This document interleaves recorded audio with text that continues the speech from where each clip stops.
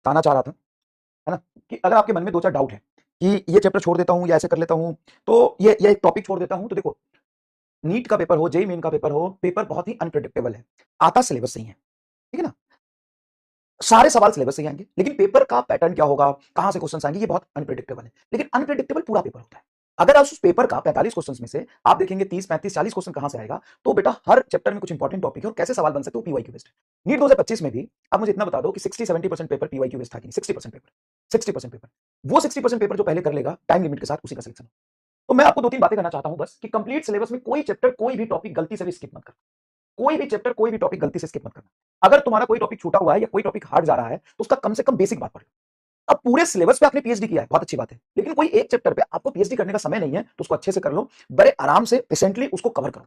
उसमें नहीं टाइम मिल रहा है, तो कम से कम फॉर्मूला पर बेस पीवाईक्यू कर लो। टाइम नहीं मिल रहा, तब की बात बोल रहा हूं मैं। मान लो हो सकता है कि आपके 2-3 चैप्टर छूटे हुए होंगे या बैकलॉग होगा, तो यहां से परेशान नहीं होना।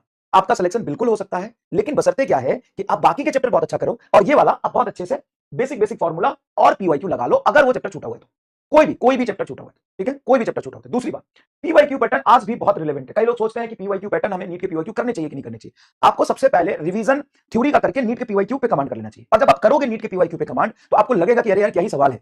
90% सवाल नीट के पीवाईक्यू एकदम बेसिक लेवल के होते हैं, जो हमने क्लास में कवर किए, एकदम स्टार्टिंग वाले सवाल आपको कराए, ठीक है? तो अच्छे से पहले नीट के पीवाईक्यू 100% कवर करो। 60% पेपर, 65% पेपर यही से आएगा। देखो, कभी भी मैं जब कहता हूं कि देखो अगर मोमेंट ऑफ इनर्शिया है, तो मोमेंट सॉरी रोटेशनल मोशन है, तो रोटेशनल मोशन में मोमेंट ऑफ इनर्शिया के सवाल आने की प्रोबेबिलिटी बहुत हाई है। तो मैं इसलिए कहता हूं क्योंकि पिछले 40 सालों में आए हैं, 20 सालों में आए हैं, एआईपीएमटी हो, एम्स हो, नीट हो, पिछले 20 सालों में अगर रोटेशन के 50 सवाल है, तो 20 सवाल मोमेंट ऑफ इनर्शिया के। इससे क्या प्रेडिक्ट करोगे कि हर साल 2-3 सवाल आता है, तो एक सवाल मोमेंट ऑफ इनर्शिया का आ जाएगा। तो ये मैं नहीं बोल रहा हूं, ये तुम भी देख सकते हो पीवाईक्यू का पैटर्न। तो सबसे ज्यादा प्रोबेबल और हाईली प्रोबेबल क्या है, उस कंटेंट को आपको सेग्रीगेट करना पड़ेगा, नहीं तो 45 में से 45 करने के चक्कर में आप 45 में से 30 भी नहीं कर पाएंगे। शायद आप मेरी बात समझ पा रहे होंगे, शायद आप मेरी बात समझ पा रहे होंगे। 45 के 45 करने के चक्कर में शायद आप 45 में से 30 भी नहीं कर पाएंगे, वहां पे एग्जाम प्रेशर और टाइम मैनेजमेंट की वजह से। तो मैं बस कह रहा हूं कि तरीका समझो, अपनी पढ़ाई को 2 पार्ट में बांटो।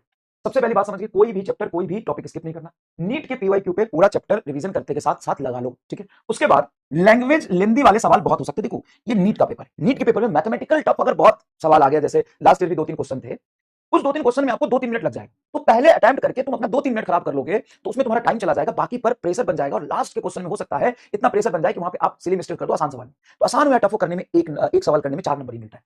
तो आप सबसे पहले नीट के पीवाईक्यू पे कमांड कर लीजिए, 50-60% पेपर वहां से आएगा ही आएगा, चाहे कितना भी टफ हो जाए, लेकिन सिलेबस से तो क्वेश्चन बनेगा, 50-60% वहां से बन ही सकता है, ठीक है? लैंग्वेज वाले क्वेश्चन की प्रैक्टिस बहुत करना है। इसके लिए मैंने क्लास में बहुत सारे लैंग्वेज वाले कराए हैं, आपको संघर्ष असाइनमेंट दिए हैं और मैं क्वेश्चन शीट आपको दूंगा। अभी रुक जाइए, आप सिलेबस करिए, उसके बाद सारी प्लानिंग है, टेस्ट देना है आपको। जेईई मेन के मैंने बहुत सारे क्लास में सवाल कराए और असाइनमेंट दिए हैं, तो कम से कम आप जेईई मेन का असाइनमेंट